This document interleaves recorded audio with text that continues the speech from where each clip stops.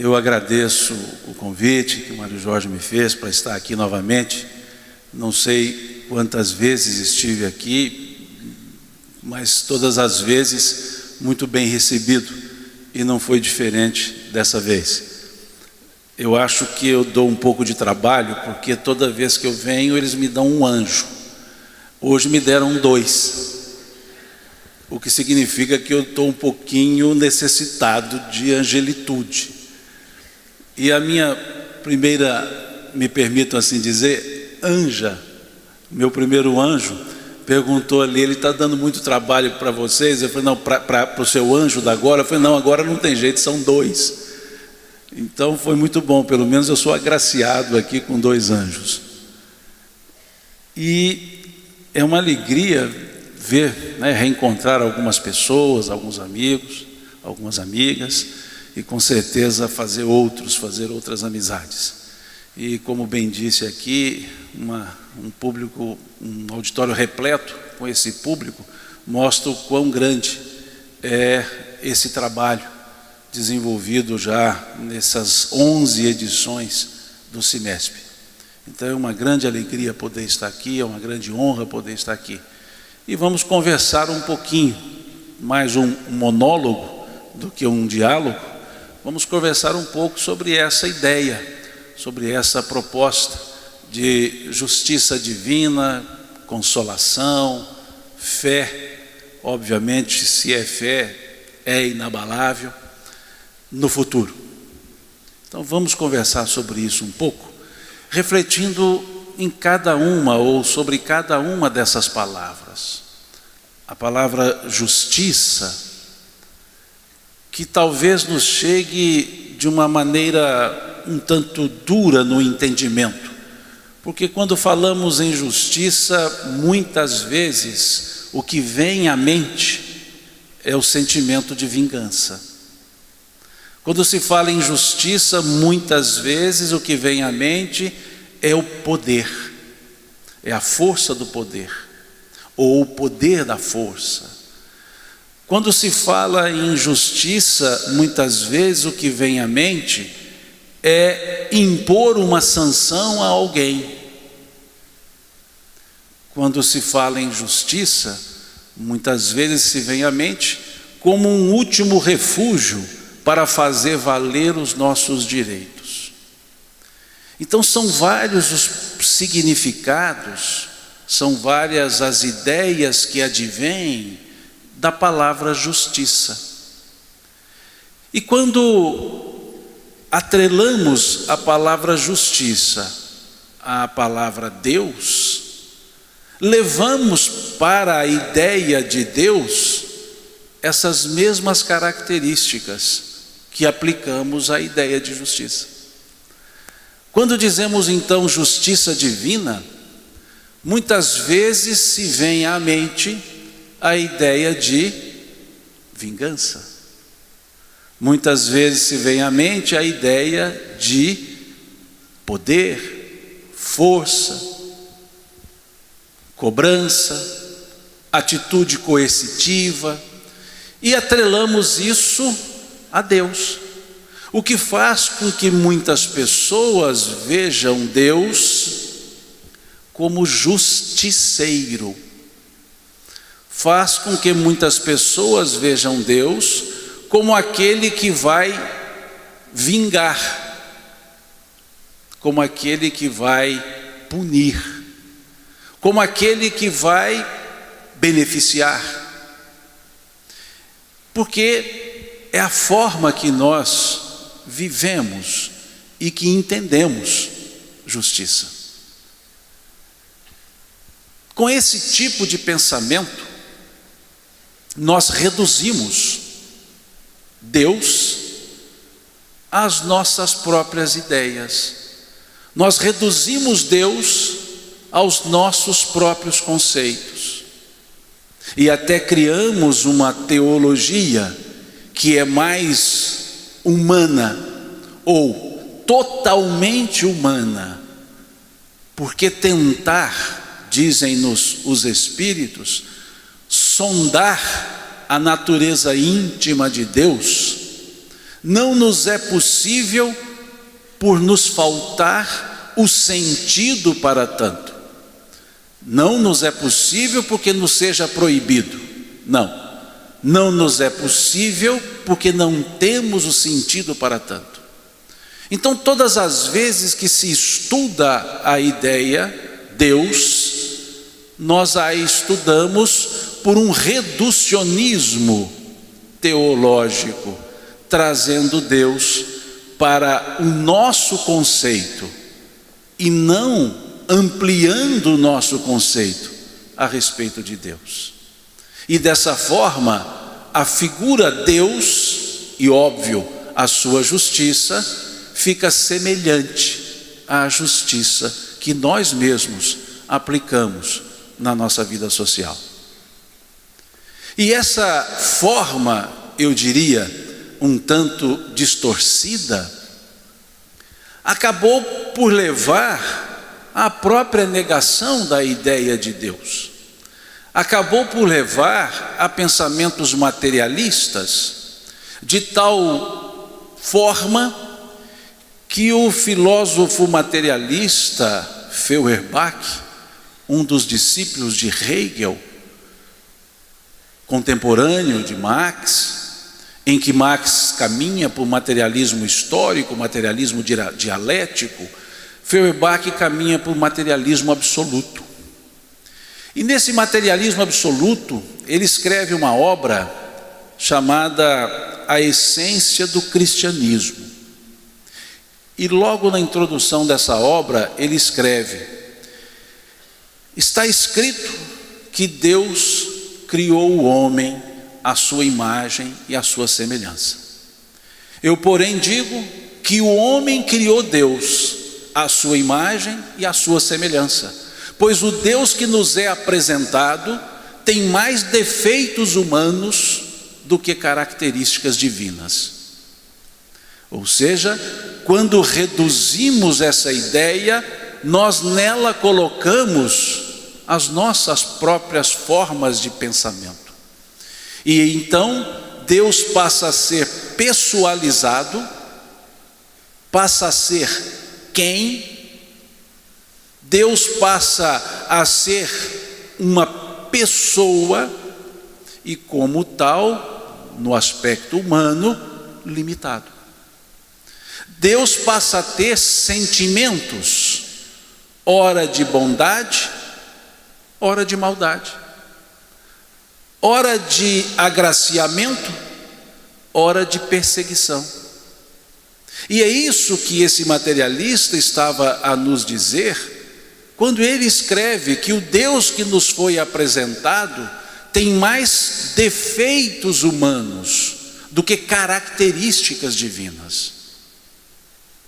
E se nós olharmos ao longo do tempo, Deus e a sua justiça, ou seja, a justiça divina, ela foi se alterando, a ideia foi se alterando à medida que a própria humanidade ia alterando a sua forma de pensar.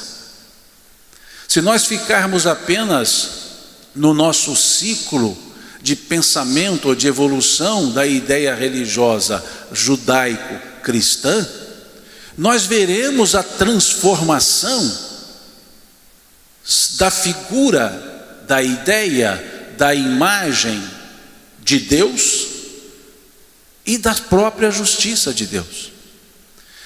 Se ficarmos no pensamento mosaico, se observarmos aquela era mosaica, nós verificaremos, logo na leitura do capítulo 20 do livro Êxodo, o segundo livro do Pentateuco mosaico, nós veremos o seguinte: eu sou o Senhor teu Deus, que te tirou do Egito, da casa de servidão. Portanto, não terás diante de mim nenhum outro Deus, nem a ele prestarás culto, pois eu sou um Deus ciumento. Em outras traduções, pois eu sou um Deus zeloso, que puno a iniquidade dos pais nos filhos, na terceira e na quarta geração. Vejamos esse conceito. Esse era o conceito que cabia ao raciocínio, à ideia daquela época, daquele povo. Um Deus pessoalizado, que tinha sentimentos, que era exclusivista. Por que exclusivista? Criou toda a humanidade e escolheu um povo só para ele. Meu povo, os demais não eram. Um Deus que cometia erros, porque se olharmos o Gênesis bíblico, em cada momento da criação, óbvio, é uma parábola, mas em cada momento da parábola da criação, quando Deus criava ou fazia, ele dizia: e viu Deus que era bom, e vendo Deus que era bom, disse, a respeito do ser humano, viu Deus que era boa a sua obra, e vendo Deus que era bom, disse, crescei e multiplicai-vos. E aquela mesma humanidade que ele criou e dizendo que era boa, depois ele a destrói, num processo parabólico, diluviano, ou num processo pontual, destruindo uma e outra cidade, Sodoma e Gomorra. Se ele fez aquilo que era bom, o que é bom não fica ruim na feitura de Deus. Mas isso é ser humano, mas isso é o pensamento humano, e esse era Deus. Essa é a imagem de Deus, o Senhor dos exércitos, o Senhor belicoso, o Senhor que não só era belicoso, era beligerante também, porque ele ia à frente dos exércitos, porque assim era o povo daquela época, que usava o poder da força, que resolviam suas pendências pelo uso da força física, das batalhas, e Deus tinha essa característica. Um Deus ciumento, um Deus zeloso, como também todos nós, pais e mães, o somos em relação aos nossos filhos. Somos zelosos até, não somos? Bastante zelosos, totalmente zelosos. As mães, então, têm um zelo absoluto, principalmente na terceira ruptura daquele cordão psico-umbilical. A primeira ruptura é a ruptura do cordão, é o corte quando nasce. Dá aquela sensação assim de que agora está fora de mim, como é que eu vou cuidar? Depois vem uma segunda ruptura, que é a desamamentação das mães, porque os meninos se ajustam melhor do que as mães.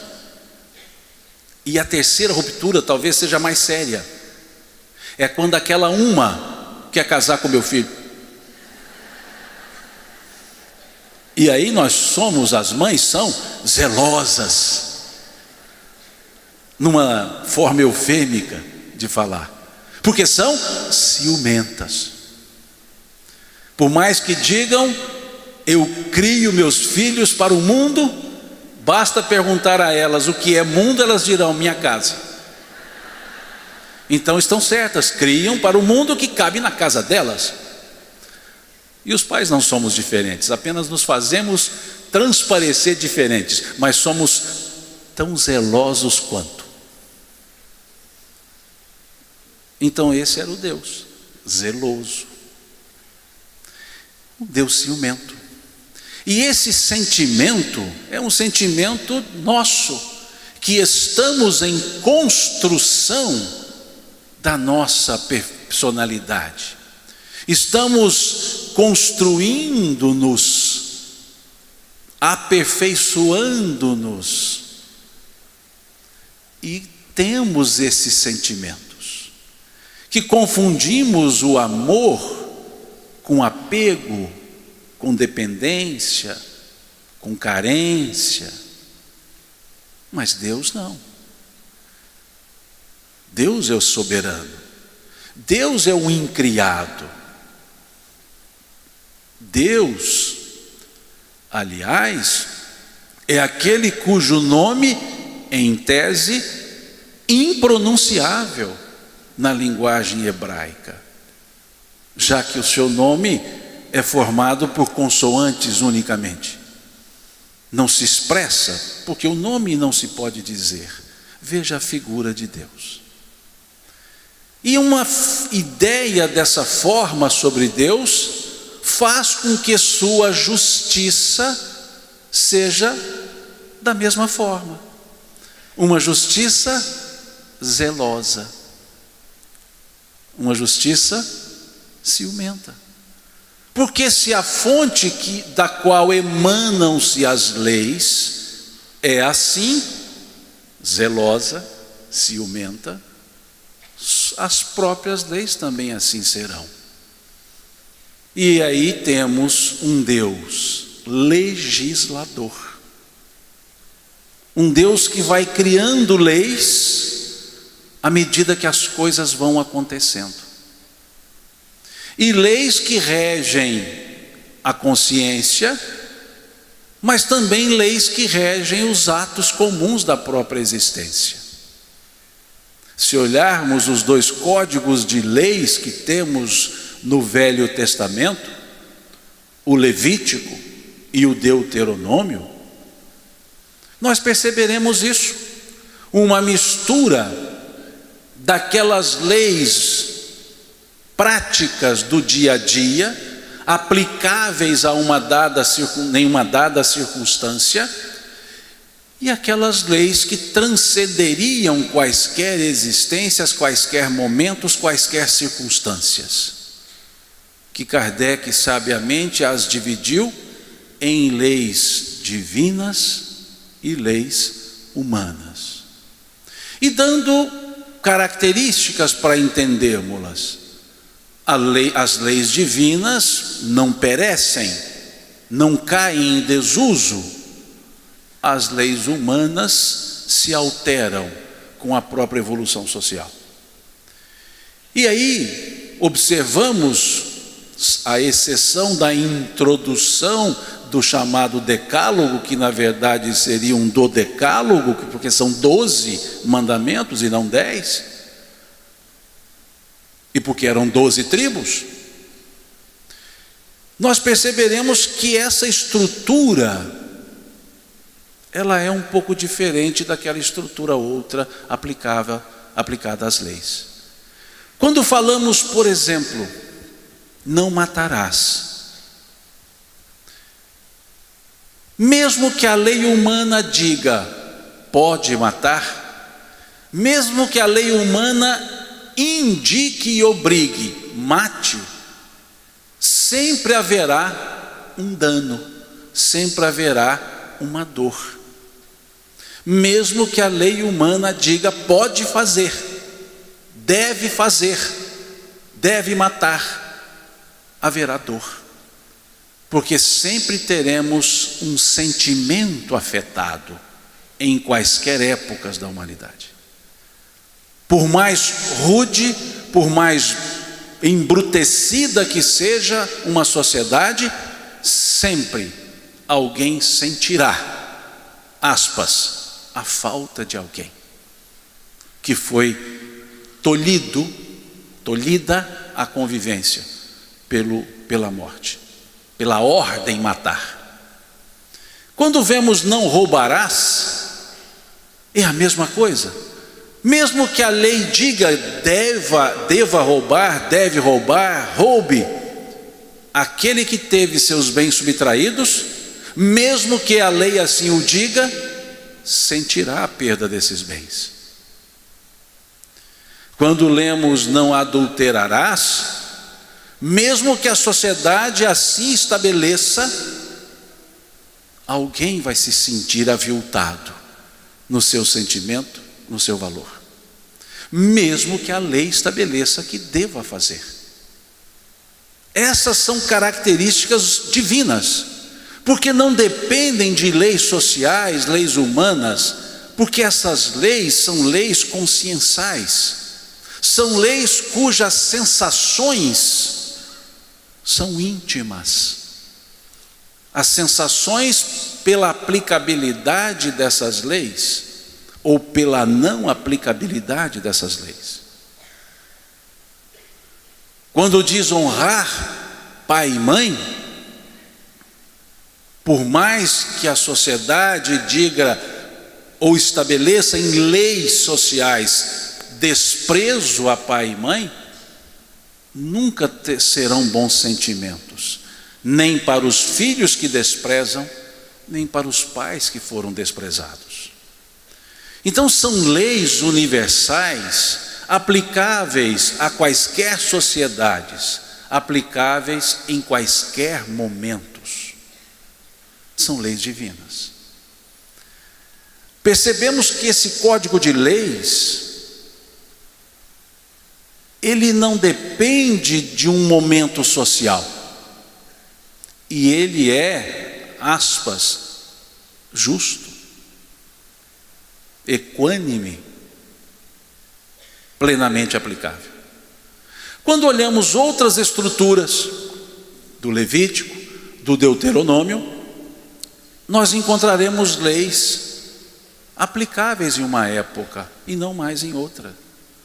Por exemplo, a mulher, no seu período impuro, se sentar em um banco, deve-se atear fogo nesse banco. Se tocar em um homem, queimar a parte tocada. O que é o período impuro da mulher? Senão o ciclo menstrual. Alguém faz isso hoje? Põe fogo? Queima?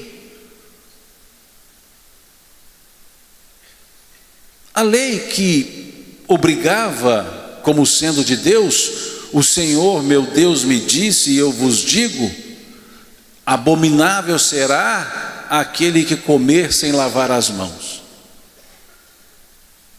Vejam que lei de saúde pública, de higiene.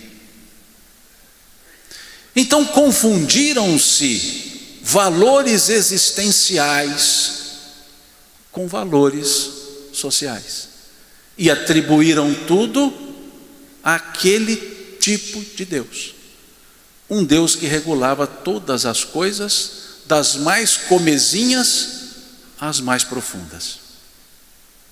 E a sua justiça então era aquela justiça pontual, aquela justiça da pena de talião. Se o teu irmão matar o outro, matai-o também. Se ferir com gravidade será ferido. Talião, tal e qual, mesmo nível. Isso está no Código do Levítico. Da mesma forma que está no Êxodo, não matarás. E aí já vemos contradição, uma dizendo que é para matar por sentimento de, aspas, justiça, e outra dizendo não matarás, de forma plena e aberta, não direcionada.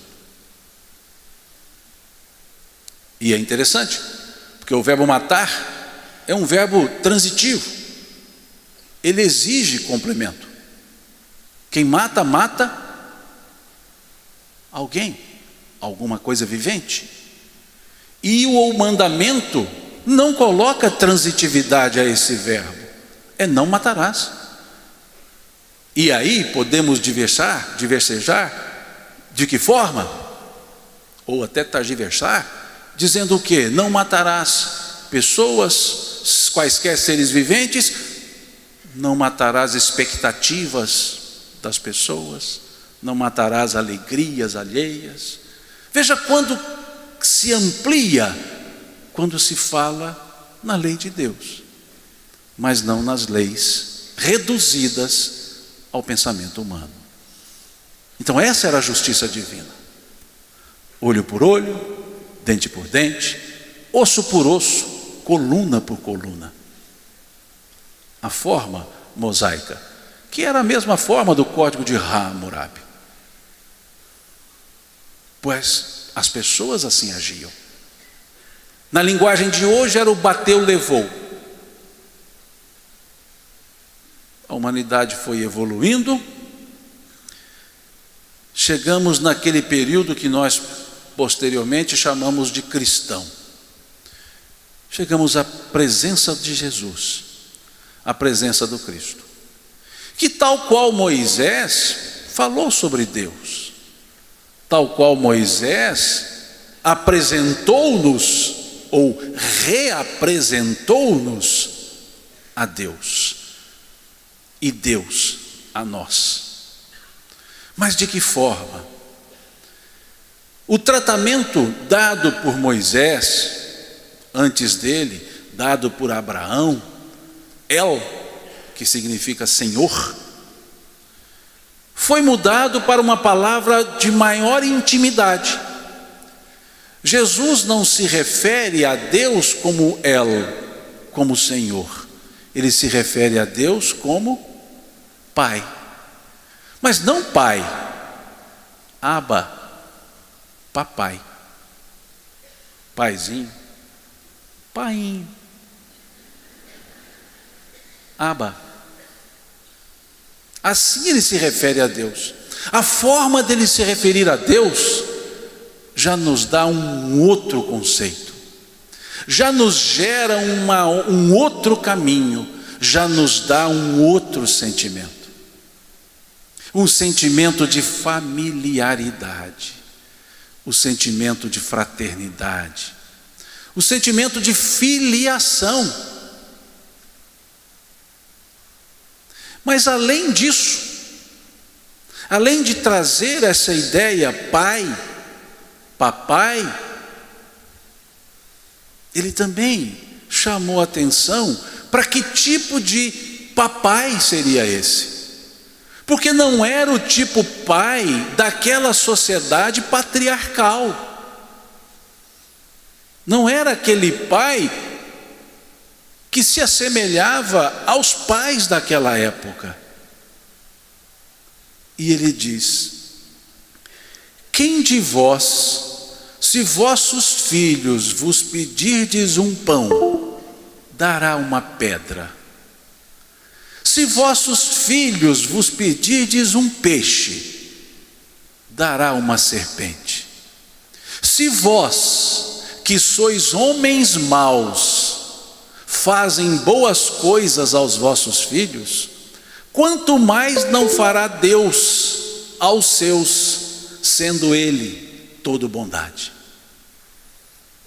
Aí é painho mesmo, sem dúvida. Ele foi nos dizer que Deus, Pai, Papai, é bom. E a justiça de Deus, desse conceito, é de bondade. Não é mais de perseguição, não é mais de exclusivismo. É aquele cuja forma foi tratada num substantivo dado pelo evangelista João, logo na sua primeira epístola, quando ele escreve: Deus é amor. O substantivo amor, nessa frase precedida por o verbo de ligação, passa a ser um adjetivo para Deus. Deus é amoroso, Deus é bondoso. E com esse conceito, a ideia que permanecia era de que Deus, Senhor, zeloso, era para ser temido. E as suas criaturas eram tementes a Ele. Jesus nos fala do Pai amoroso, o que nos leva a inferir que Deus é para ser amado, não temido. E as pessoas seriam amorosas em Deus.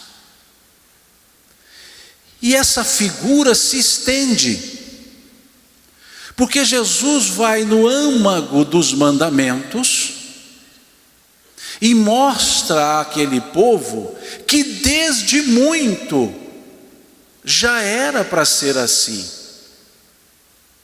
Que não era só naquele momento que ele trazia essa nova ideia, porque ela já versava nos próprios mandamentos do Velho Testamento. Quando lhe chegam e perguntam a ele: Senhor, qual é o maior dos mandamentos?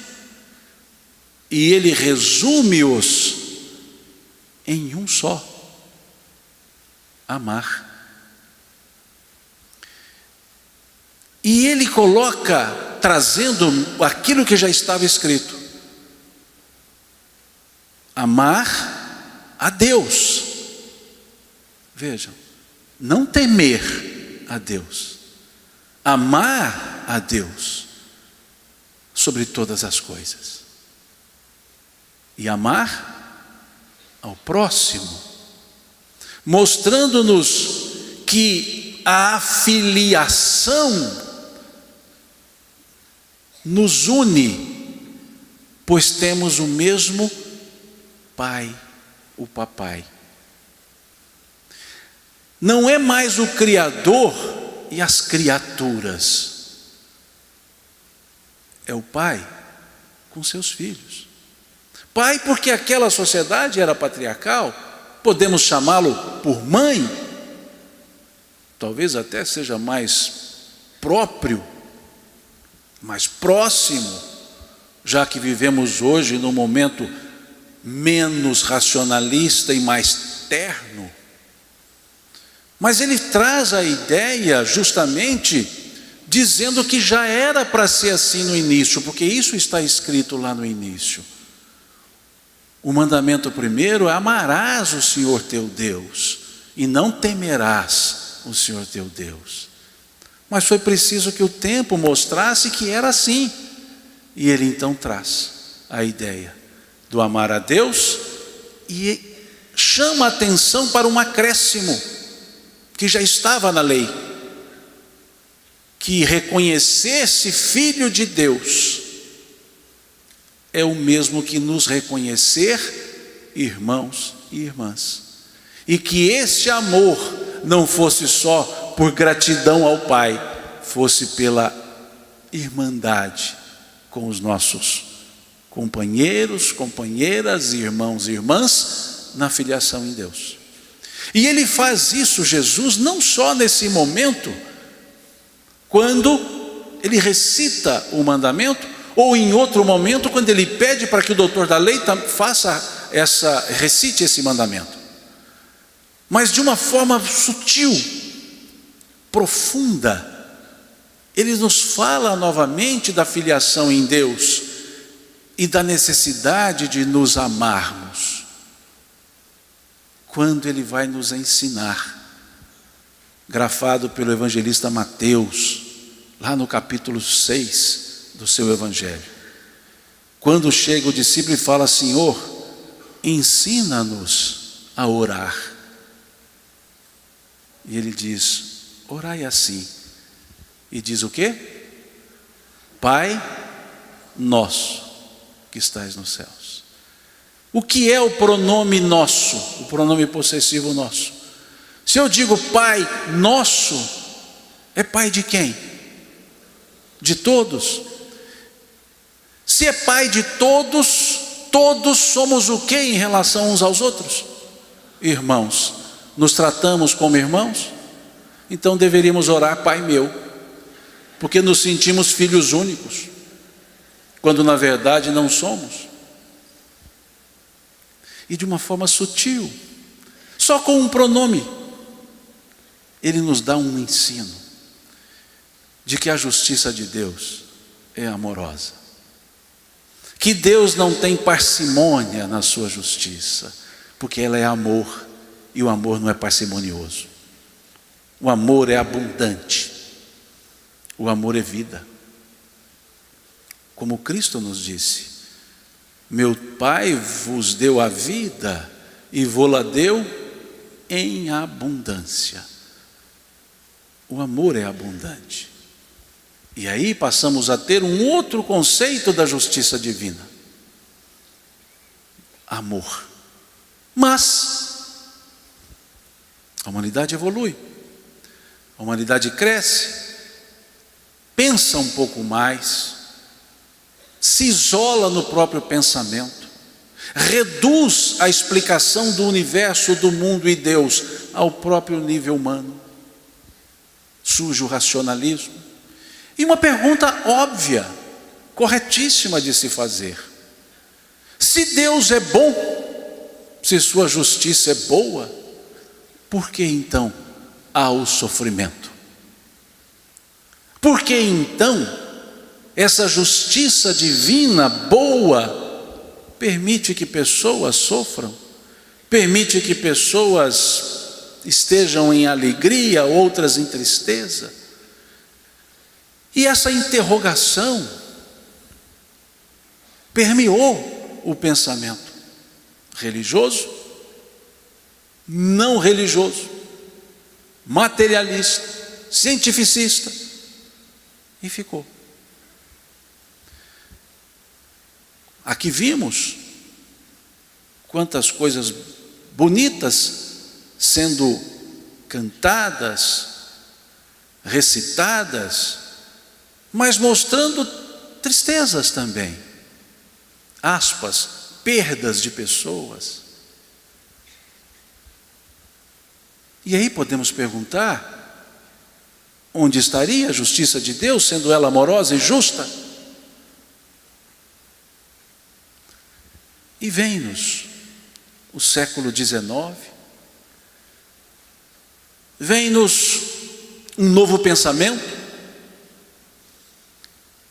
resgata pensamentos orientais profundos, traz para esse momento obnubilado do racionalismo ocidental a ideia não só da imortalidade, que era o que o pensamento ocidental tinha, mas da pré-existência, da própria existência.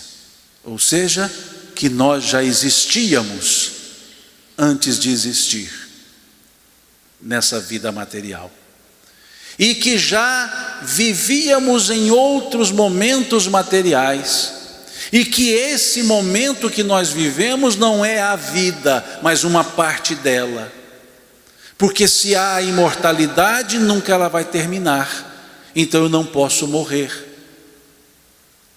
e eu tenho que sempre existir.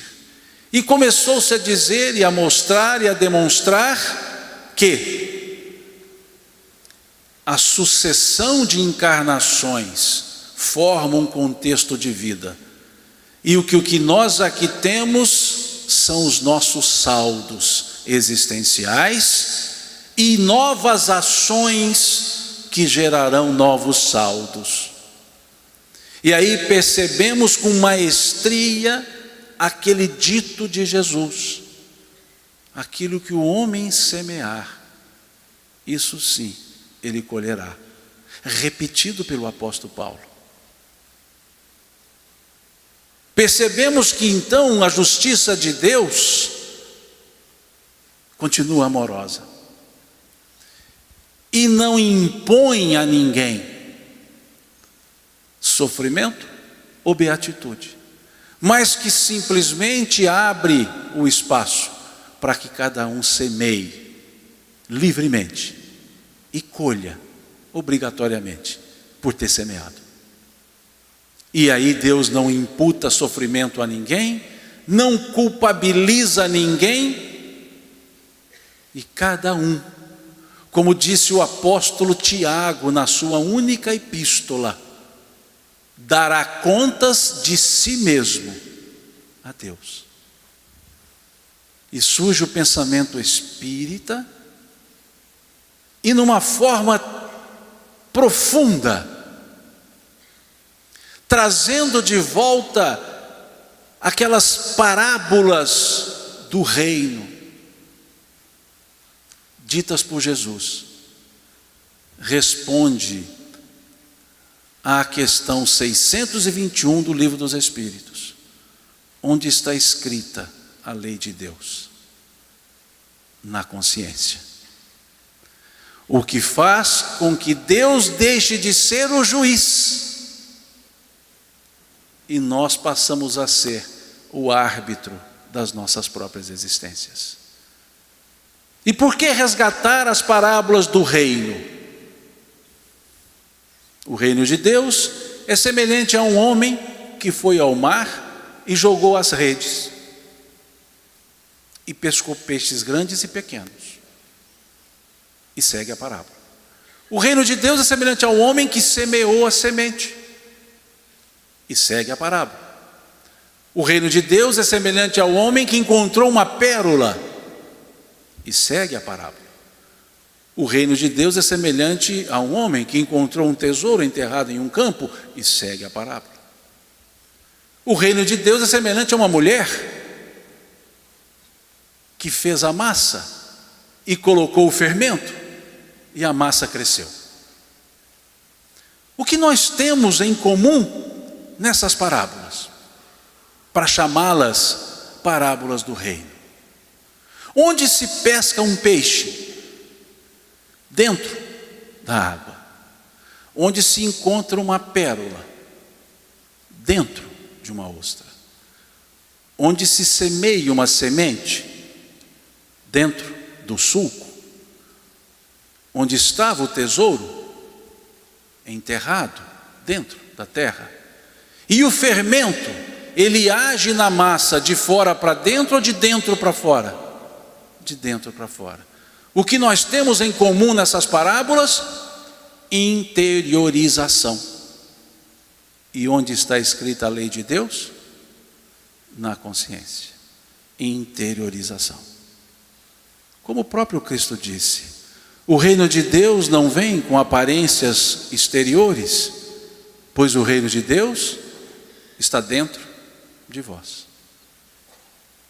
E a justiça de Deus continuou amorosa, a justiça divina, justa.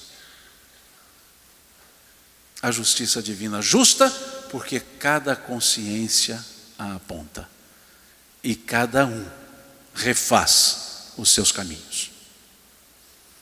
E vem a ideia da reencarnação, não criada pelo Espiritismo, por óbvio, mas temos uma pergunta no Livro dos Espíritos que clareia, que mostra a legitimidade, a segurança, o fundamento para a existência da reencarnação, em consonância direta com a justiça amorosa de Deus. É a questão 171 do Livro dos Espíritos, que todos sabem de cor, eu tenho certeza, porque somos reencarnacionistas e sabemos disso. Em que se fundamenta a verdade da reencarnação? Em outras traduções, em que se fundamenta o dogma da reencarnação?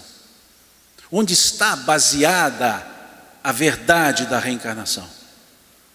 Qual foi a resposta dada pelos benfeitores espirituais? Na justiça de Deus. Veja que beleza. Onde está fundamentada a ideia da reencarnação, a verdade da reencarnação? Na justiça de Deus. Vírgula. Pois um bom pai nunca fecha as portas para o arrependimento dos seus filhos. Veja que perfeição. Percebamos a profundidade dessa resposta. Na justiça de Deus, pois um bom pai nunca fecha as portas para o arrependimento dos seus filhos. Os espíritos não se afastam uma vírgula, um ponto que seja, daquilo que Jesus traz, ou nos trouxe. Um bom pai nunca fecha as portas para o arrependimento dos seus filhos. Ou seja, quantas oportunidades teremos para nos reerguer, quantas forem necessárias até que acordemos para não cair mais. Por terra são jogados inferno, céu e elevado o estado de alma, o estado de consciência. Não é mais aquele Deus que vai fazer arder no Hades grego. Não é aquele Deus que vai selar o destino. O nosso destino nunca é selado, ele sempre é reaberto. Cada vez que nos acordamos para a realidade da vida e nos propomos a viver de forma diferente. Essa é a justiça de Deus. Essa é a justiça amorosa de Deus. Não tendenciosa, não parcimoniosa, abundante. Generalizada para cada pessoa. Cada um pode levantar quando quiser. E levantando-se, caminha.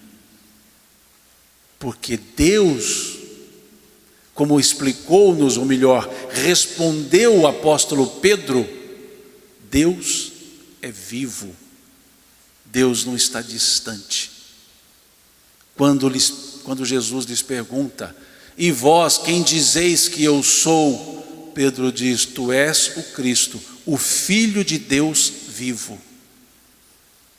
Porque Deus é imanente, constante, presente.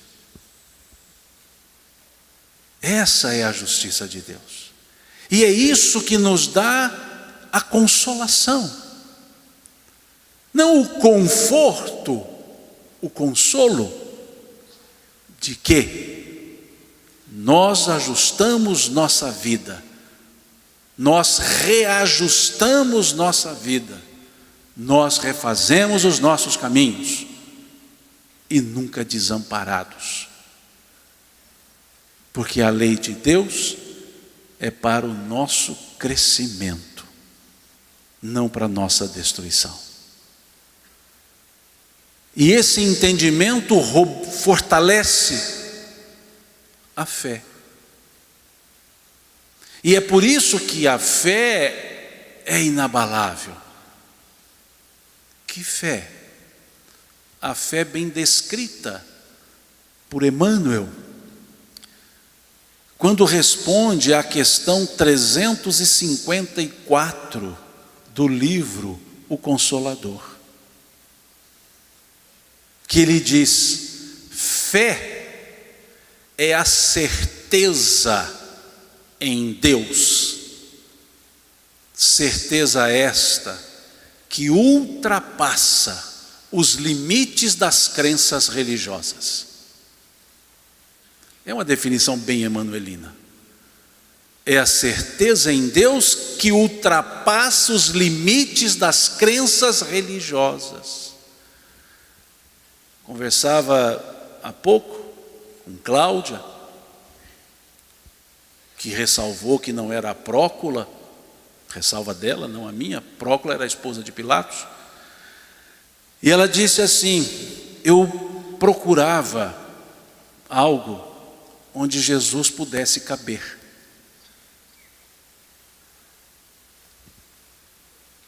Jesus não cabe, Jesus transcende.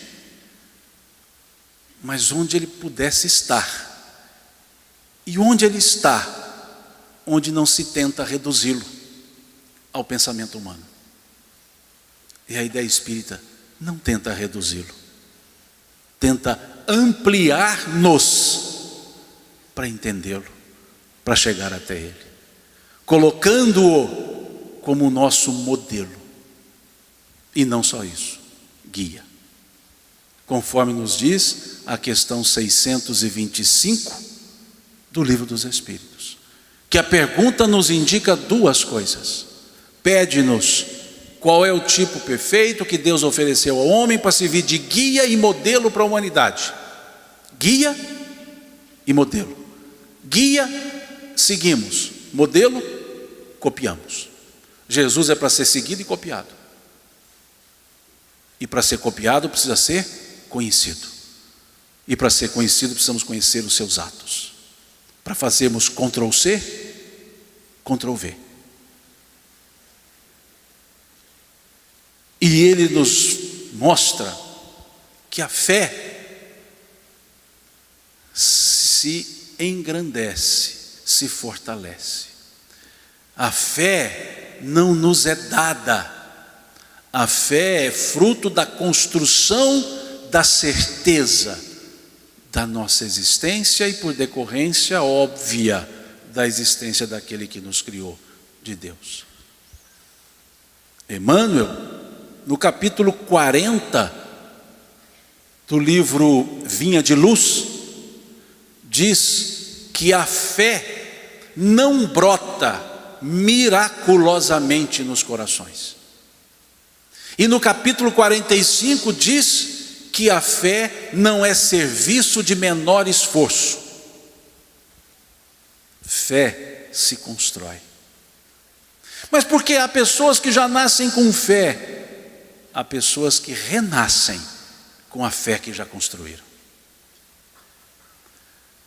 E Pedro nos mostra bem isso.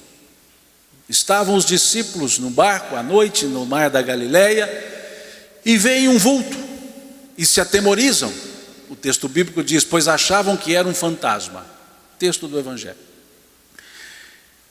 E a voz daquele vulto diz, não temais, sou eu. Era Jesus. E Pedro diz, se és tu, manda-me a ti. E Jesus diz, vem.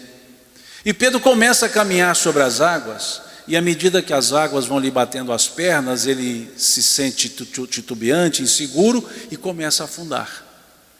E afundando ele diz, socorre-me, mestre.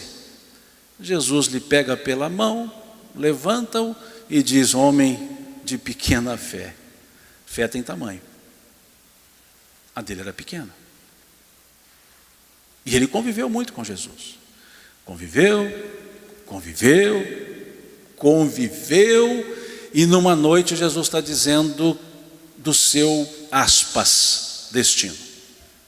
Ir a Jerusalém, padecer dos anciãos, ser crucificado, morto, aspas, ressuscitar ao terceiro dia. E dizia que alguém ia traí-lo. E naquela roda, um pergunta, serei eu, Senhor? Serei eu, Senhor? Outro pergunta. E Pedro, firme na fé, seguro de si, confiante plenamente naquilo que sentia, disse a Jesus, Senhor, eu nunca te abandonarei. Irei contigo onde fores, até a morte, se preciso for. E Jesus vira-se para Pedro e fala, Pedro, Pedro, os espíritos das trevas querem fazer-te dobrar como o vento dobra o trigo. Mas eu orei ao Pai, para que a tua fé não desfaleça. Bem grafado pelo evangelista Lucas. E te digo mais, hoje ainda, antes que o galo cante, negar-me-ás 3 vezes. Pedro titubeia na fé, nega, se martiriza por isso, mas depois de tempos, o mesmo Pedro e João, subindo a escadaria de Formosa do templo, a porta de Formosa do templo, encontra, conforme o texto do Evangelho, encontra um paralítico, sentado, à beira da escada. E esse paralítico vira-se para Pedro e pede-lhe uma esmola. E Pedro vira-se para ele e diz: ouro e prata eu não tenho, mas o que eu tenho, isso eu te dou. Em nome de Jesus o Nazareno, levanta e anda. E diz o texto: e o homem levantou-se e foi dançando, cantando e louvando a Deus. O mesmo Pedro que afundou nas águas pela pequena fé é o Pedro que ergueu um homem, texto do Evangelho, paralítico, mostrando-nos o que Emmanuel quis nos dizer: que a árvore da fé viva não brota miraculosamente nos corações, e que não é serviço de menor esforço. Essa é a fé no futuro, é a esperança. A fé no futuro depende do que nós fazemos, depende do que nós erguemos, depende do fortalecimento que desenvolvemos, com a certeza em Deus, que ultrapassa as crenças, os limites das crenças religiosas. A fé, como bem escreveu e cantou um filósofo baiano, Gilberto Gil: andar com fé eu vou, pois a fé não costuma falhar. Não costuma não, ela nunca falha, porque é a certeza em Deus. Como em outro texto de música, fé na vida, fé no homem, fé no que virá. Nós podemos muito, nós podemos mais. Vamos lá fazer o que será. E o que será? Como diz outra música, o amanhã. Responda quem puder. O que irá me acontecer será como Deus quiser. E Deus só quer o melhor. Cabe a mim então fazer por onde, para que eu tenha o melhor. E o melhor é viver. E o melhor é aprender, crescer. Como já disse aqui, 2 filósofos contemporâneos, citei-os aqui de outras vezes: Puma e Timão, lá do Rei Leão. Hakuna Matata. Isso é viver, é aprender. Os seus problemas você deve esquecer. Vamos colocar um parênteses: você deve resolver. Hakuna Matata. E é o que eu desejo a todos vocês. Hakuna Matata. Que Deus nos abençoe a cada um e que guarde-nos todos em paz. E na minha mineirice, Deus lhes pague pela atenção e pelo carinho.